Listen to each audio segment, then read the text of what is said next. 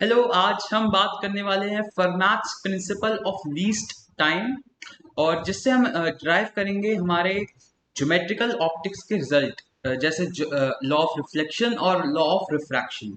ठीक है। तो जो फर्माट्स प्रिंसिपल कुछ ये कहता है कि जो लाइट होती है वो हमेशा किसी दो पॉइंट्स के बीच ट्रैवल करने में हमेशा वो पाथ लेती है जिसमें उसको सबसे कम टाइम लगे। ठीक है। तो सबसे पहले हम लॉ ऑफ रिफ्लेक्शन प्रूफ करते हैं। तो ये हमारा मिरर है और ये मान लीजिए जो हमारा सोर्स है एस। ठीक है। अब इससे ये रे आती है। क्लियर। और मान लीजिए हमें इसको कहीं इसको इधर ले जाना, एस डैश पर। क्लियर।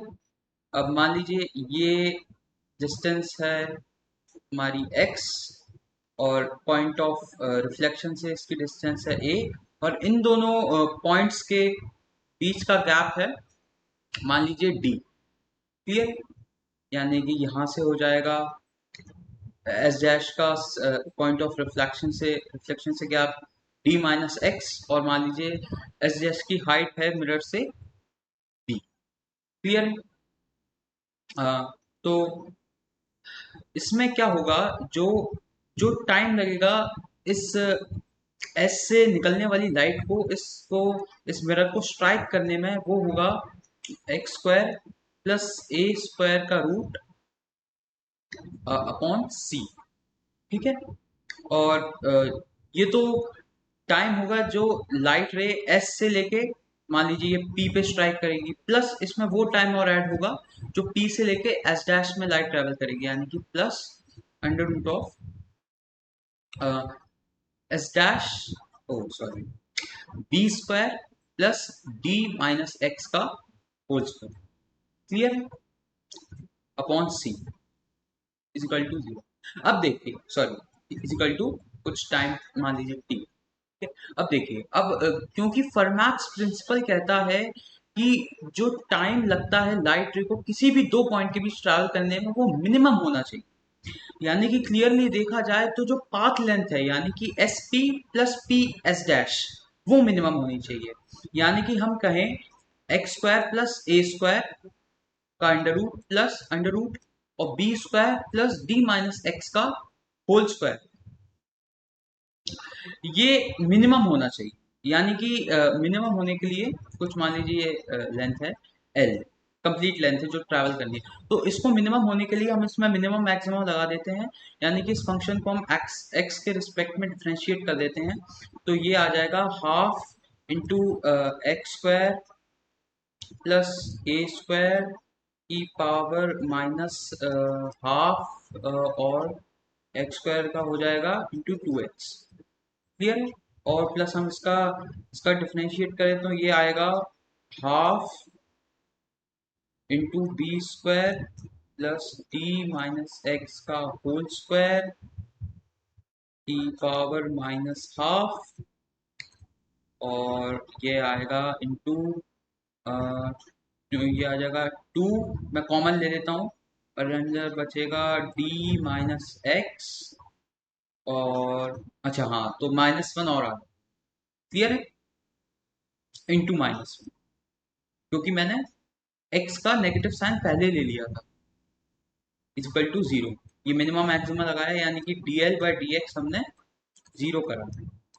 क्लियर। तो इसको जब हम देखेंगे तो ये उधर जाके जो हमारा सेकंड वाला टर्म है, ये हमारा एल एच एस में जाके पॉजिटिव हो जाएगा, और ये टू से ही टू कैंसिल हो जाएगा, तो हमारा आ जाएगा x upon under root of x square plus A square is equal to, two से ये टू कैंसिल हो जाएगा, ये आ जाएगा d minus x upon under root of b square plus D minus x का होल स्क्वायर। ठीक है। ये कुछ नहीं करा है, बस सी वाले एक्सप्रेशन को थोड़ा और रिड्यूस करा। क्लियर है। अब यहाँ से देखिए, अगर आप इधर इसको देखें ध्यान से, तो आप ये ऑब्जर्व करेंगे कि जो x upon X square plus ए स्क्वायर है, यानी कि x अपॉन, यानी कि ये distance upon X square plus ए स्क्वायर। ये देखा जाए तो कुछ नहीं है, यानी कि बस इस एंगल का साइन है, मान लीजिए थीटा वन। और जो हमारा एल एच एस है वो देखा जाए तो कुछ नहीं है, बस d minus x upon b square plus D minus x का होल स्क्वायर, यानी कि ये साइड अपॉन ये वाली, जो कि इस एंगल का साइन है थीटा टू। अब देखिए, क्योंकि दोनों एंगल के साइन इक्वल हैं, तो क्या हम इससे ये कह सकते हैं कि sine of theta one is equal to sine of theta two, जिससे हमारी रिजल्ट आ जाएगा final theta one is equal to theta two, जो कि हमारा लॉ ऑफ रिफ्लेक्शन है। एक्चुअल लॉ ऑफ रिफ्लेक्शन ये है, पर आजकल मुझे नहीं पता कि स्कूलों में क्यों पढ़ाया जाता है कि इस पे नॉर्मल ड्रॉप कर दीजिए, उससे एंगल नापिए। क्लियर है? तो मेरे ख्याल से ये समझ में आया होगा। अब हम बात करते हैं रिफ्रैक्शन की। अब हम लॉ ऑफ रिफ्रैक्शन और प्रूफ करते हैं। मान लीजिए ये हमारा रिफ्रैक्टिंग सरफेस है, जिसका जहाँ से रे आ रही है उसका इंडेक्स है n1, और जहाँ पे जा रही है उसका रिफ्रैक्टिव इंडेक्स है n2। मान लीजिए ये रे आई। क्लियर है? ये मान लीजिए सोर्स है S, जिसकी हाइट है a, और जो कि पॉइंट ऑफ रिफ्रैक्शन से मान लीजिए P है, और यहाँ से x दूर है, और उसको किसी पॉइंट B पे जाना है, सॉरी S डैश पे। तो ये कुछ रिफ्रैक्ट हो जाएगी। हाँ हाँ, सही से नहीं बनी।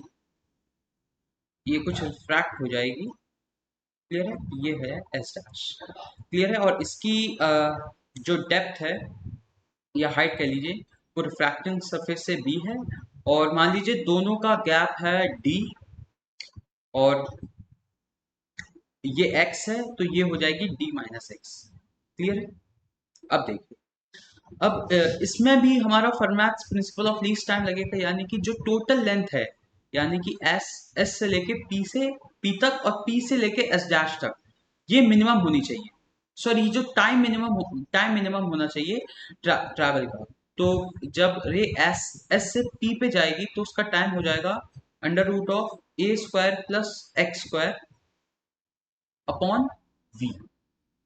क्लियर है? v1 कह लेते हैं पहले, मीडियम में इसकी वेलोसिटी, ये plus under root of b square plus D minus x का होल स्क्वायर का under root upon v2। Clear है? अब जैसा कि आपको पता है, जो रिफ्रैक्टिव इंडेक्स होता है म्यू, इस केस में हमने n माना है, तो वो होता है c अपॉन v। जो v होती है वो इंडेक्स, मतलब जो मीडियम के अंदर वेलोसिटी होती है, इससे हम जो v है उसको कह सकते हैं c अपॉन n, जिससे कि हमारा v1 आ जाएगा c अपॉन n1, और v2 आ जाएगा c अपॉन n2। तो ध्यान से देखिए, नीचे बस c बच जाएगा, और n2 और n1 ऊपर चले जाएंगे। तो क्या इसी को हम लिख सकते हैं n1 into under root of a square plus x square upon c, और ये c दूसरे वाले में भी कॉमन आ जाएगा नीचे, और वो हो जाएगा अंडर रूट ऑफ n2, और मल्टीप्लाई होगा आगे into B square plus D minus x का होल स्क्वायर। क्लियर है?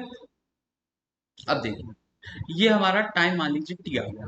अब क्योंकि इसको मिनिमम होना है, तो इसके लिए भी D x D T upon D x minimum हो जाएगा। Sorry, D T upon D x upon zero कर देंगे। क्लियर है? क्योंकि हमें मिनिमम चाहिए, मिनिमम टाइम चाहिए। क्लियर है? तो जब हम इसको डिफ्रेंशिएट करेंगे तो वन बाय सी तो कांस्टेंट है, उसको हम बाहर लिख लेंगे, और क्योंकि जीरो है तो वो बाद में कैंसिल भी हो जाएगा, इसलिए लिखने का कोई फायदा नहीं है। तो ये आ जाएगा n1 इंटू इसका डिफ्रेंशिएशन हो जाएगा half into a square plus x square का नीचे अंडर रूट, यानी कि power minus half into 2x। Clear है? प्लस n2, ये पहला फंक्शन है अपना, plus n2 into half into B square plus D minus x का होल स्क्वायर की पावर माइनस हाफ इंटू ये फिर मैंने वहां से 2 कॉमन ले लिया और अंदर आ जाएगा d minus x into -1। Clear है? तो ये 2 से ये 2 कैंसिल हो जाएगा और ये इक्वल टू 0 है। ये इक्वल टू 0, अब देखिए क्योंकि ये टर्म नेगेटिव है तो ये LHS में जाके फिर पॉजिटिव का हो जाएगा। ये LHS में जाके फिर पॉजिटिव का हो जाएगा तो हमारे पास रिजल्ट आ जाएगा n1 इंटू, ये देखिए ये सेम चीज मैंने पहले भी की थी, x अपॉन अंडर रूट ए स्क्वायर प्लस एक्स स्क्वायर आ गया था जो कि एंगल था x अपॉन अंडर रूट ए स्क्वायर प्लस एक्स स्क्वायर, यानी कि ये वाला एंगल। क्लियर है? ये थीटा 1। हाँ,